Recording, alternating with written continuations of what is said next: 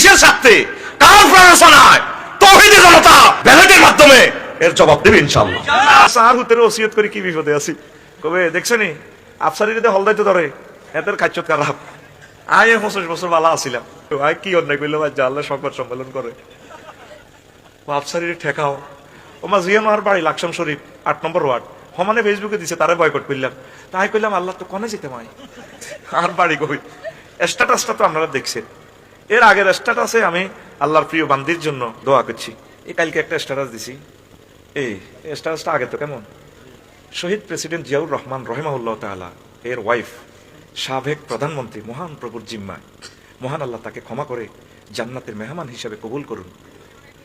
আমার ছেলে রাফিউল্লাহ এবং অলিউল্লাহকে বলছি, প্রিয় সন্তান, আমি মারা গেলে যথাসময়ে আমাকে কবর দিবে, কারণ আমি যদি জান্নাতি হই কবরে আমার খানার প্রস্তুত আছে, আর যদি জাহান্নামী হই কবরে আমার মায়ের প্রস্তুত আছে।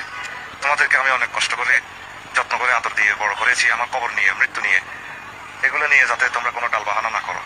হে প্রিয় সন্তান, আমাকে যথাসময়ে কবর দিও, আমার লাশ নিয়ে টালবাহানা করিও না। পৃথিবীতে অন্তত যথাসময়ে আমার মৃত্যু সংবাদ এবং কবরস্থ হওয়ার এটা আমার নাগরিক অধিকার।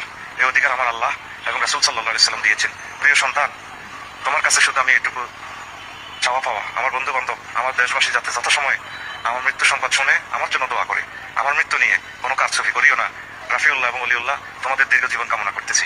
আসসালামু আলাইকুম ওয়া রাহমাতুল্লাহি ওয়া বারাকাতুহু। এটা হলো পরের স্ট্যাটাস। আমি কি অন্যায় করে ফেললাম, শুধু হত্যা আর হুমকি।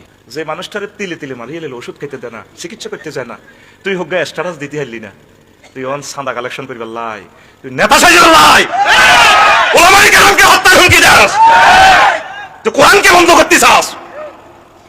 রব্বুল আলামিন সব গুণে গুণে রাখতেছেন। ওসিয়ত করা তো এটা প্রত্যেক মুসলমানের অধিকার, এটা তো ফরজ। আমার ছেলেরে বলে দিছি, যদি খানায় কাবার ইমাম হও, কোন বিশাল নেতা হও, মিটিং করবা, সব করবা, আব্বু যদি কোথাও অসুস্থ থাকি, আইসিইউতে থাকি, আগে আব্বুর সাথে দেখা করে যাবা। তারা মাদ্রাসা এলে তাদের গ্রাম নেই, আব্বা আম্মা এগুলো দেখলে খুশি হয়, অসুখ লাঘব হয়। ডাক্তারের শেষ অবস্থা কয় উনি আর সারবে না, ওনার মনে যা চায় তার তাহি আমার ফুসুকুম, মনে যা চায় তা খাক, ওনারা আর বাধা দিয়েন না, শেষ এইটা তার খুশি থাকুক। আল্লাহু আকবার। আমি কি করেছি, আমার 60 লক্ষ টাকার গাড়ি আমার মিডিয়া কেন ভাঙলা তোমরা? এটা শিখেছি তোমাদেরকে। অনেক শিক্ষক অনেক রকমের শিখায়, কালেকশনটা দিবে কি? আর কি কোনো নবী রাসূল আসবে? আসবে দুনিয়াতে। আজকে এই কবর কিভাবে দোয়াইতে হইব, কিভাবে কবর দিতে হইব, এটা নিয়ে আমি কথা বলবো। এত সুন্দর স্ট্যাটাস, এর আগে আমি স্ট্যাটাস দিয়েছি। অন্তত আমি বক্তা, শহীদ প্রেসিডেন্ট জিয়াউর রহমানের যে সুন্দর সানাসিবাত আমি বলেছি আফসারি, ভিডিওগুলো সব রেকর্ড আছে কিনা? পৃথিবীর অদ্বিতীয় নেতা আমি আফসারি বলেছি। দ্বিতীয় নম্বর আমি স্থান দিয়েছি ডক্টর ইউনূস, মহামানব।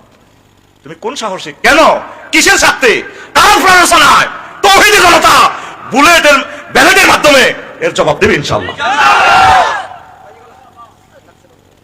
প্রিয় বন্ধুরা, আল্লাহ জাল্লা শাআনু বলছেন, কুল্লু নাফসিন যায়কাতুল মাউত, প্রাণ আছে যার, মরণ আছে তার।